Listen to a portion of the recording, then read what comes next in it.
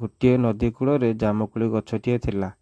ସେ ଜାମୁକୋଳି ଖାଇବା ପାଇଁ ସବୁଦିନ ଗୋଟିଏ ମାଙ୍କଡ଼ ଆସି ତାକୁ ଖାଉଥିଲା। ଆଉ ସେଇ ନଦୀରେ ଗୋଟିଏ କୁମ୍ଭୀର ମଧ୍ୟ ରହୁଥିଲା। ଆଉ ତାର ଗୋଟିଏ ସ୍ତ୍ରୀ ମଧ୍ୟ ଥିଲା। କୁମ୍ଭୀରର ସ୍ତ୍ରୀ କହିଲା, ଯାଅ ତମେ ଆଜି କିଛି ଖାଦ୍ୟ ଆଣିକି ଆସିବ।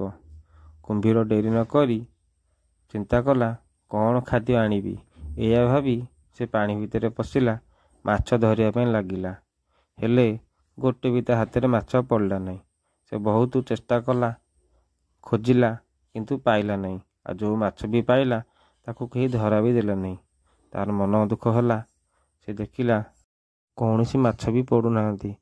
ଏମିତି ସେ ମାଛ ଖୋଜି ଖୋଜିକା ବହୁତ ହାଲିଆ ହେଇଗଲା। ସେ କ'ଣ କଲା ନା, ପାଖରେ ଥିବା ଗୋଟେ ଗଛ ମୂଳରେ ଯାଇ ବିଶ୍ରାମ କଲା।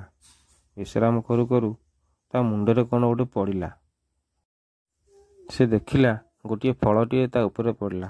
ସେ ଫଳଟିକୁ ସେ ଖାଇଲା। ଦେଖିଲା ଭଲ ସୁଆଦିଆ ମିଠା ଲାଗୁଛି। ଗଛ ଉପରକୁ ଦେଖିଲା ତ ଗୋଟିଏ ମାଙ୍କଡ଼ ଗଛ ଉପରେ ବସିଥିଲା। ଆଉ ସେ ଜାମୁକୋଳି ଖାଉଥିଲା। ଆଉ ମାଙ୍କଡ଼କୁ କହିଲା, ମାଙ୍କଡ଼ ଭାଇ, ମୋତେ କିଛି ଜାମୁକୋଳି ଦେବ କି? ମୁଁ ଭୋକିଲା ଅଛି। ମୁଁ ଆଜି ଖାଦ୍ୟ ଖୋଜୁଥିଲି କିନ୍ତୁ କିଛି ଖାଦ୍ୟ ପାଇଲି ନାହିଁ।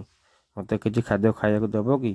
ଏମିତି କହିବାରୁ ମାଙ୍କଡ଼ କହିଲା, ହଉ ଠିକ୍ ଅଛି, ନିଅ, ମୋର ଏଥିରେ କିଛି ଅସୁବିଧା ନାହିଁ। ମାଙ୍କଡ଼ କୁମ୍ଭୀରକୁ ଖାଇବାକୁ ଦେଲା। କୁମ୍ଭୀର ଖାଇଲା ଏବଂ ବହୁତ ଖୁସି ହେଲା। ଭାରି ସୁଆଦିଆ ମିଠା ଫଳ, ଯାହା ହଉ ମୋ ପେଟ ପୁରିଗଲା। ମାଙ୍କଡ଼ ଭାଇ ଗୋଟେ କଥା କହିବି?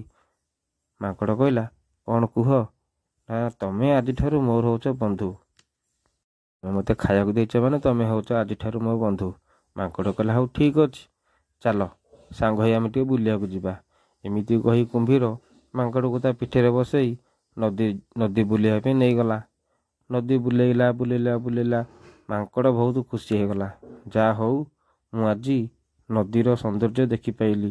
ଏମିତି ବୁଲାବୁଲି କରିସାରି କୁମ୍ଭୀର ଆଣି ମାଙ୍କଡ଼କୁ ଗଛ ପାଖରେ ଛାଡ଼ିଦେଲା। କୁମ୍ଭୀର କହିଲା, ମାଙ୍କଡ଼ ଭାଇ, ମୋତେ କିଛି ଜାମୁକୋଳି ଦେଲେ ହୁଅନ୍ତାନି? ମୁଁ ମୋ ସ୍ତ୍ରୀ ପାଇଁ ନେଇକି ଯାଆନ୍ତି। ମାଙ୍କଡ଼ କହିଲା, ହଉ ଠିକ୍ ଅଛି, ନିଅ। କୁମ୍ଭୀର ନେଇକି ତା ସ୍ତ୍ରୀ ପାଖରେ ଜାମୁକୋଳି ନେଇ ପହଞ୍ଚେଇଲା। ଆଉ ତା ସ୍ତ୍ରୀ ଖାଇକି କହିଲା, ଭାରି ସୁଆଦିଆ କୋଳି, କେତେ ମିଠା ଲାଗୁଛି, ବହୁତ ବଢ଼ିଆ ଲାଗୁଛି, କେଉଁଠୁ ଆଣିଲ? କୁମ୍ଭୀର କହିଲା, ମୋର ଜଣେ ମାଙ୍କଡ଼ ବନ୍ଧୁ ସେ ମୋତେ ଦେଇଛନ୍ତି। କୁମ୍ଭୀରର ସ୍ତ୍ରୀ କହିଲା, ହେଇଟି ଶୁଣୁଛ, ଯଦିକା କୋଳି ଏତେ ମିଠା, ମାଙ୍କଡ଼ ଯଦି ଏଇ ସବୁଦିନ ଏଇ କୋଳି ଖାଉଛି, ତାହେଲେ ମାଙ୍କଡ଼ର ମାଂସ ଆଉ ତାର କଲିଜା କେତେ ମିଠା ହେଇନଥିବ।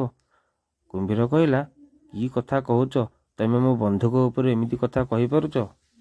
କୁମ୍ଭୀର ସ୍ତ୍ରୀ କହିଲା, ମୁଁ ଜାଣିନି, ତମେ ଯେମିତିରେ ତାକୁ ଆଣ, ମୁଁ ତା କଲିଜା ଖାଇବି।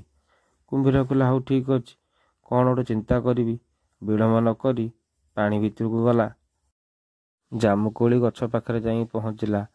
ଆଉ କହିଲା, ମାଙ୍କଡ଼ ଭାଇ, ମୋ ସ୍ତ୍ରୀ ଆଜି ତମ ପାଇଁ ଘରେ ରୋଷେଇ କରିଛି। ଆଜି ତମେ ମୋ ଘର ପାଇଁ କୁଣିଆ ହେଇକି ଯିବ, ମୋ ଘର ଖାଇବା ଖାଇବ। ମାଙ୍କଡ଼ କହିଲା, ଆଚ୍ଛା, ତମ ଘର ଖାଇବା ଖାଇବି? ହଉ ଠିକ୍ ଅଛି ବନ୍ଧୁ, କହୁଛ ଯେତେବେଳେ ଯିବି, ହଉ ଚାଲ। ଏମିତି କହି କୁମ୍ଭୀର ପିଠିରେ ମାଙ୍କଡ଼ ବସିକି ନଦୀରେ ବଡ଼ ଆନନ୍ଦରେ ଗଲା। ଆଉ ବାଟରେ କୁମ୍ଭୀର କହିଲା, ମାଙ୍କଡ଼ ଭାଇ, ମୁଁ ଗୋଟେ କଥା କହିବି, ମୋ କଥା ଖରାପ ଭାବିବନି? ମାଙ୍କଡ଼ କହିଲା, କ'ଣ କହୁନ? ମୋ ସ୍ତ୍ରୀ କହିଛି ତମର କଲିଜା ଖାଇବା ପାଇଁ, ସେଥିପାଇଁ ଆଜି ମୁଁ ତମକୁ ଆମ ଘରକୁ ନେଇକି ଯାଉଛି।